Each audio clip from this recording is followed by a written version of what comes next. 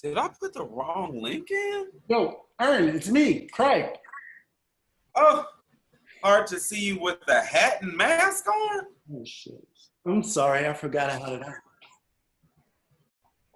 Uh-huh. You're on time. Yeah. So? Oh. You wanted to talk. Yeah. Your message stated plainly you wanted to talk. I get it. I just want to make sure there's no misunderstanding. Okay. In order for us to do this, you gotta loosen up. I need a drink, and so do you. I already have mine. Boom! Boom! You still a Henny guy? Straight. Sure. How's the family? Father, sister, cousins? They're fine, just maintain it. Yeah, I know how that is. Damn, there's no pain involved. You wanted to drink yourself into numbness? Maybe not for you. You know, I was surprised when you reached out. How did you find me? Oh, I was looking for your name online and I couldn't find it. And I happened to run into some people you know. Who? Keith and Devon. Hey, some people? Keith and Devon are my cousins. Oh, word. I didn't know that. I thought everybody knew that. Shit, practically my entire family lived in the pink houses, Building 8 specifically. No, I didn't know that. I had asked them about you, and they said you were doing well, and that you were still living in Brooklyn. I asked if you changed your name, and they said that you go by the name Louise Pink. And so put that in there. Damn. SVU stalk much? No, it's not like that. It's a joke. It's a joke. Bro, calm down. Look, Louise Pink is my stage name. It's an ode to where we grew up. I'm only earnest to the government on paper and doctor's visits. My mom's favorite color was pink. Should I call you now? You can call me whatever. I don't expect someone from way back to start calling me by a new name now. Like to my parents, I'm Ernest and I'm perfectly comfortable with that. Okay. But to be honest, I was surprised when you reached out. Why? I mean, we haven't talked in years. Our relationship had a lot of ups and downs as friends. And I thought that last time was really just the final time. It wasn't for me. I get over it pretty fast. It was for me. I get it. Do you? We were friends. Best friends for so long. Bro, you hurt me. How did you expect me to feel?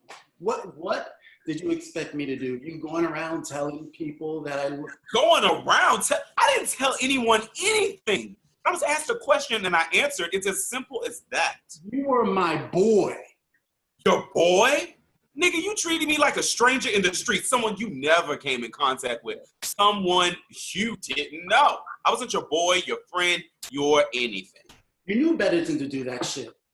What did you expect me to do? You know where we live, you know how we act. You may not have cared about that shit, but I did. I didn't give a fuck about you being gay.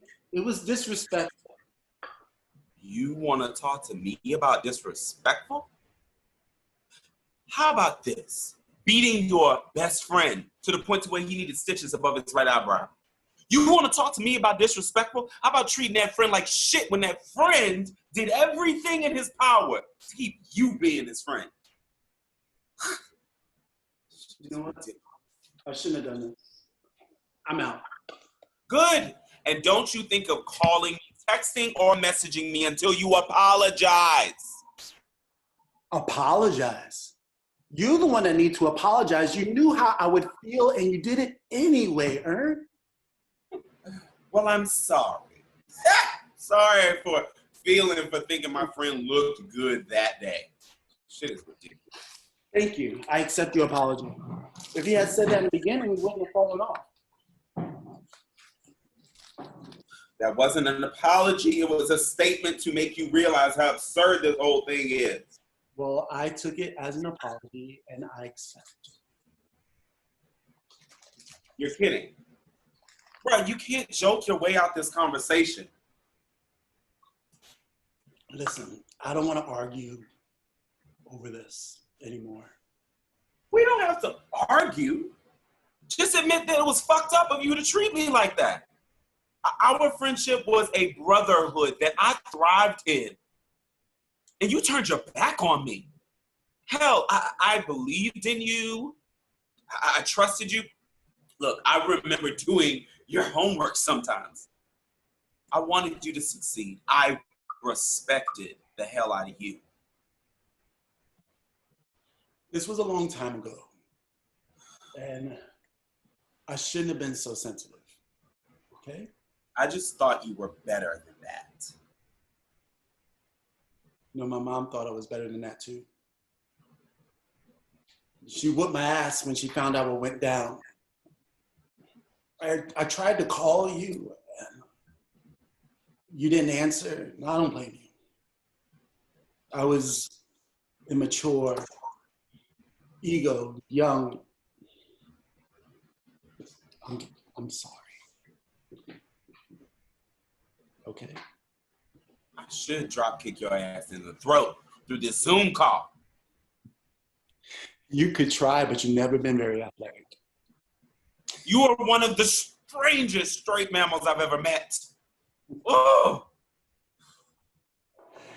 You know, the only thing strange is this shirt you're wearing. Where the fuck did you get that? What? You don't like it? No.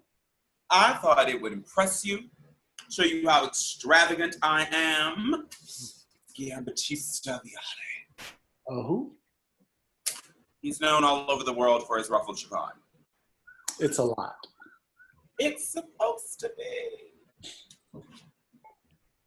Oh, shit. Damn, they're still protesting. This late? Damn. Shit. How does that make you feel? What? I said it's late. How does that make you feel? So I have a lot of feelings going through my head right now, man.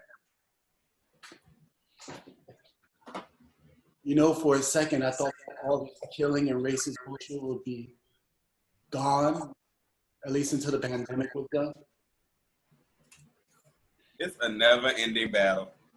And that Rona shit, it didn't help. Corona is racist too. You know, I didn't come up with calling you myself. My therapist said I should mend all broken bonds in order to further my healing from my mom passing. Well, I'm glad you're in therapy. Your mom was amazing. She took all of us troublemakers under her wing. Yeah, she was great. She was my inspiration. She was great. She never hesitated to welcome me with open arms, even when I came out. I know. She's the one that told me that I had to keep being your friend. She wouldn't allow me to leave you hanging like that. I love that woman. I never told you this, but when I went to stay with you guys for a few months, it's because my family kicked me out. They caught me and Andre from Building 5 kissing on the staircase. Your mom found out and she knew I could stay with you guys. Wait a second. Those staircases are disgusting. And Andre, I heard that nigga been around. Okay, this is not about Andre. I know.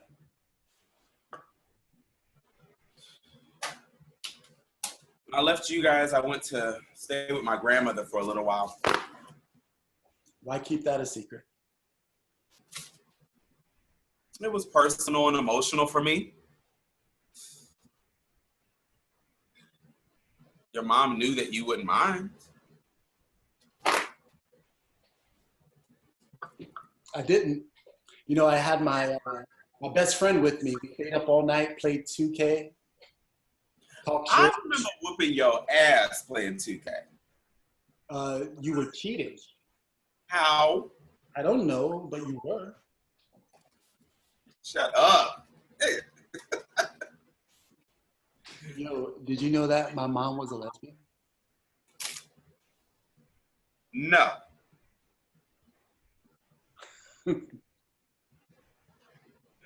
How did you find out?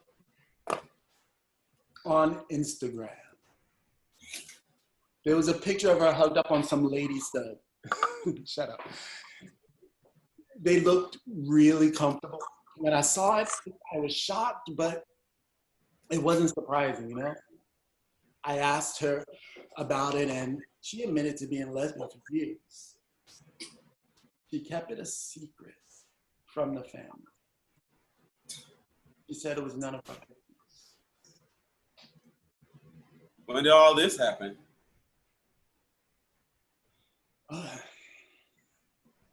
Just before the Rona hit. You okay? Yeah. I'm all right. It just hurts. You know?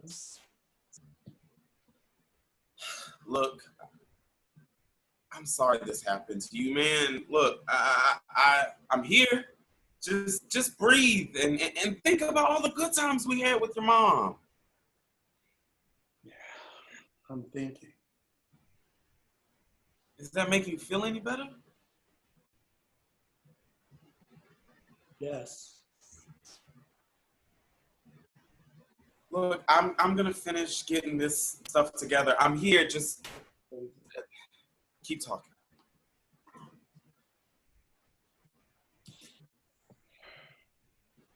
You know, I hadn't seen her in 6 months. I was traveling between Georgia and South Carolina filming before she died. I get back and this corona shit's taken off and I can't go see her. I stayed away. I didn't want to have it and affect her. Plus, I heard a few people had died in her bed. I just couldn't take that chance.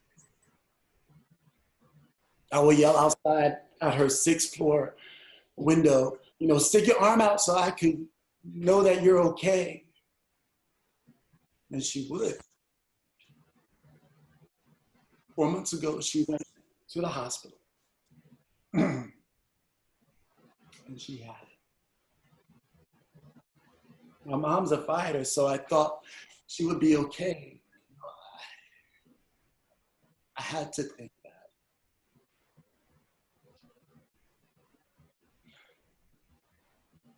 She died 3 weeks later. I couldn't see her. I couldn't touch her, feel her. The hospital, you know, needed me to view the body. They wouldn't let me in, so, you know, they texted me a picture of her. I didn't recognize her at first. She was a thin woman, but The Rona made her waste away. She was my lifeline.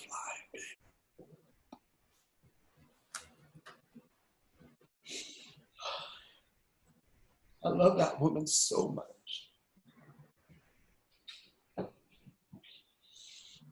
I hate I didn't get a chance to say bye or anything, man. I'm so sorry to hear that, man. Look, I was glad to actually hear from you when I heard your mom pass.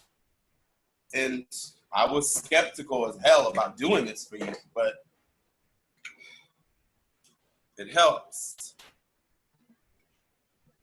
Here's your chance.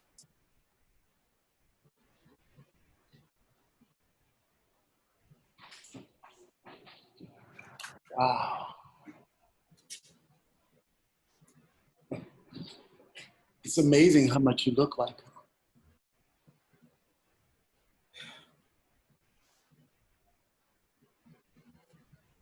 her. Yeah. What up, Ma? I love you. I miss you so much. I will take care of the family. And we will honor you forever.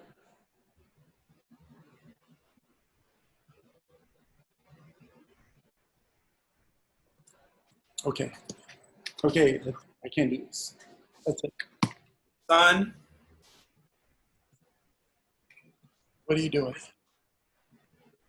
just listen. You're my pride and joy.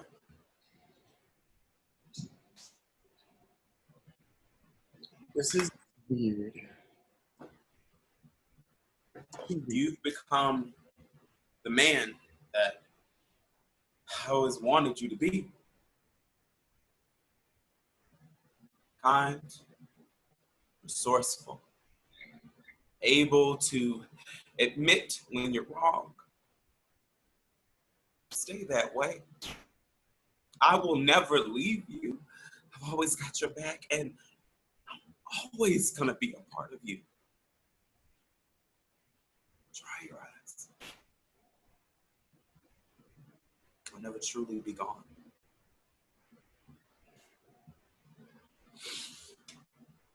Thank you. I got you, man.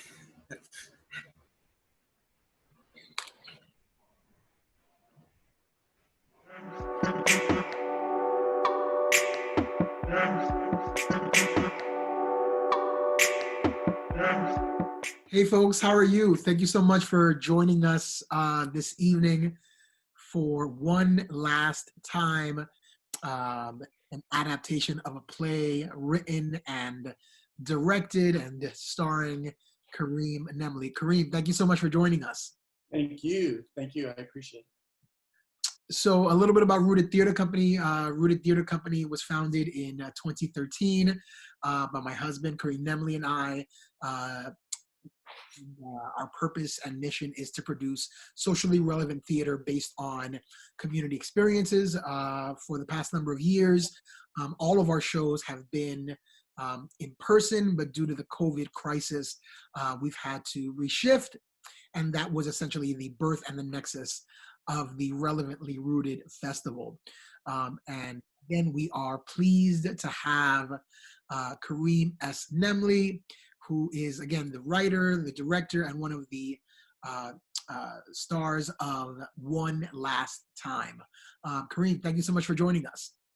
Thank you again. Thank you again. So tell us a little bit about who Kareem Nemley is. Sure.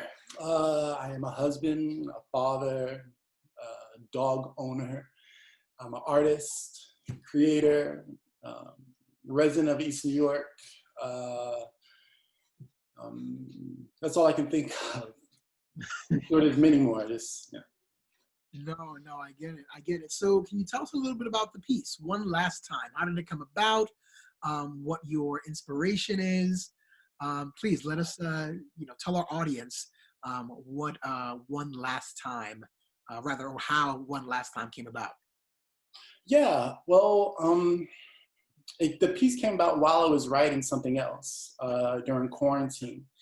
Just while I was in quarantine, there was just so much going on. There was, protests and riots and police killing people and COVID-19 illnesses and death. All of that was just in my spirit. All that was going on in my head. And I had like so many emotions happening all at once with all this stuff happening. And, it was just kind of sensory overload, and it just spilled out. So that's how, the piece just kind of came about, just all of my senses being super heightened, and had to write something.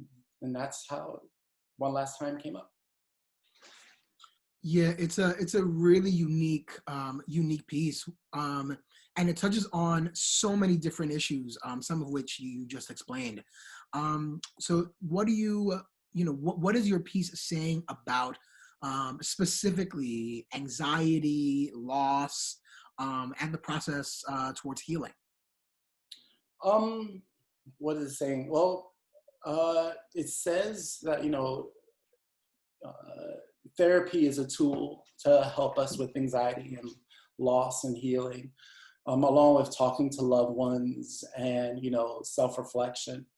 I think that in this time where, it's really hard for us to, be in close proximity or hug, other people, relatives, friends, loved ones, that, it's hard. It's hard for a lot of people out there. I mean, including myself. I have a new niece that I haven't had a chance to see, even though they're in a different state.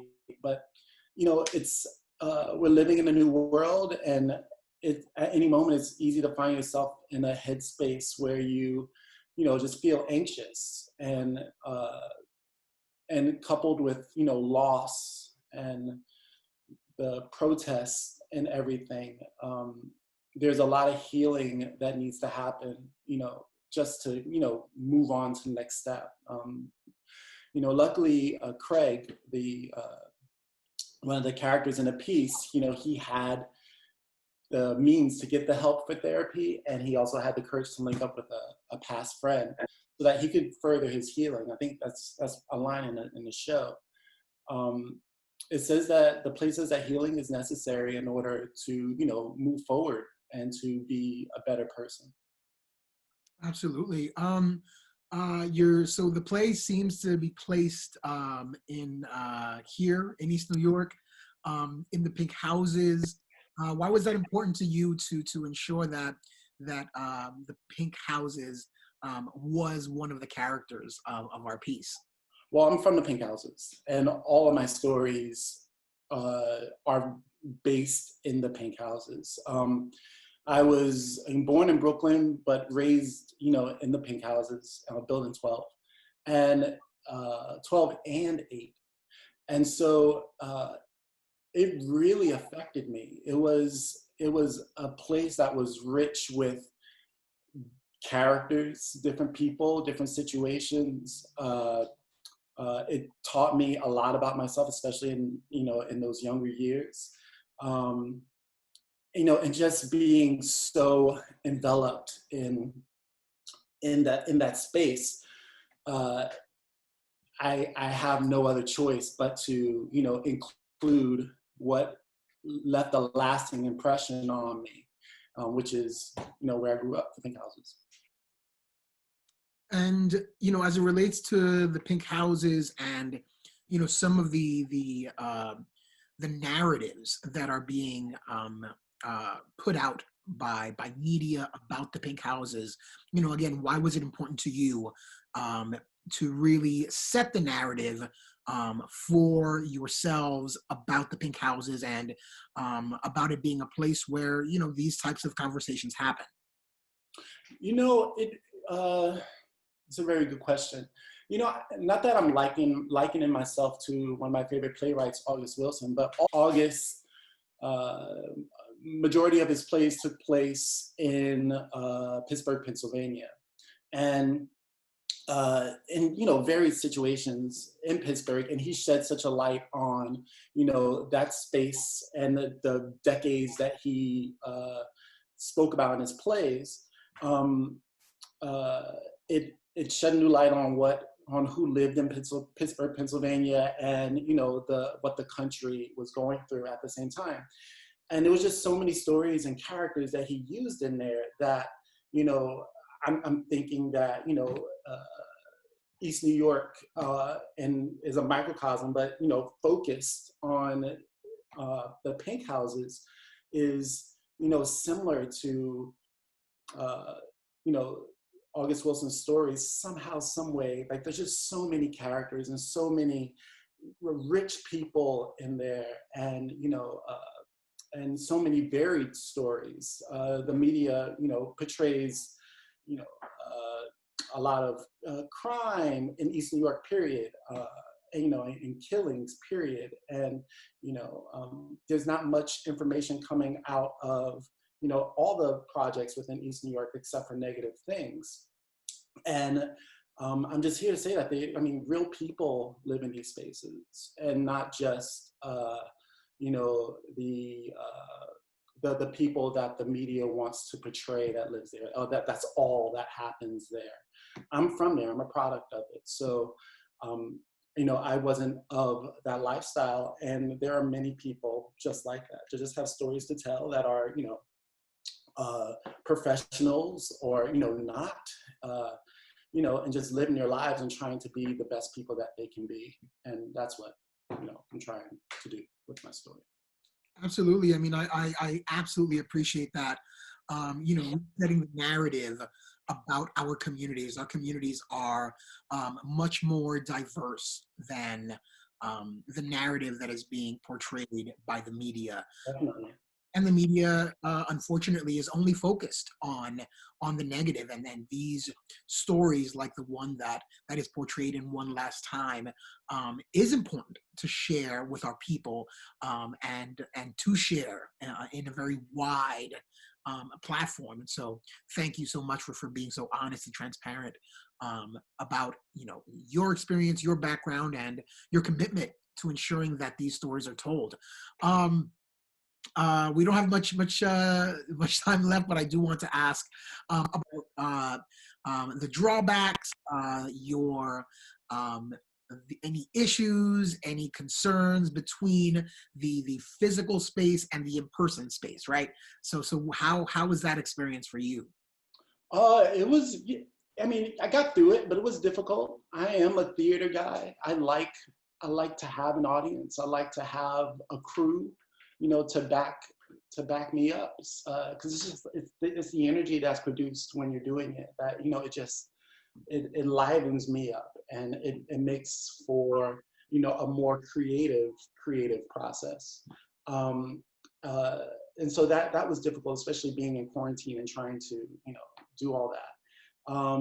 Along with, you know, the fourth wall in theater is the audience, so you just focus on the entire thing. You know, with screen, you have such a limited amount of space, you know, to move and also to show the character's personality. And so, you know, it was a bit limiting, but I would do it again because I'm here for the challenge. But you know, it is what it is. I had a good time doing it, and definitely looking forward to the next time. But, you know, those challenges are there, and, you know, they're hurdles just to be jumped over and moved on to next. Absolutely. So is there absolutely anything else that you would like to share with our viewers this evening? You know, not that I can think of. I mean, other than follow Rooted Theater Company on all your social media platforms. You know, if you like the arts and, you know, just interested in what we're doing next, you know, when you like us, go to our website. We always have things on there on what's happening. You know, please donate if you know, see so fit to. And I appreciate you watching. Thank you so much, Kareem. Again, we appreciate you joining us this evening for this little conversation about One Last Time. We have one more relevantly rooted festival piece next week. Please go to rootedtheaterco.org/listening and RSVP for our upcoming sessions, or you can visit Rooted Theater Co. on all social media platforms. Again, thank you, Kareem. Thank you, everybody, for watching. We look forward to seeing you in the future.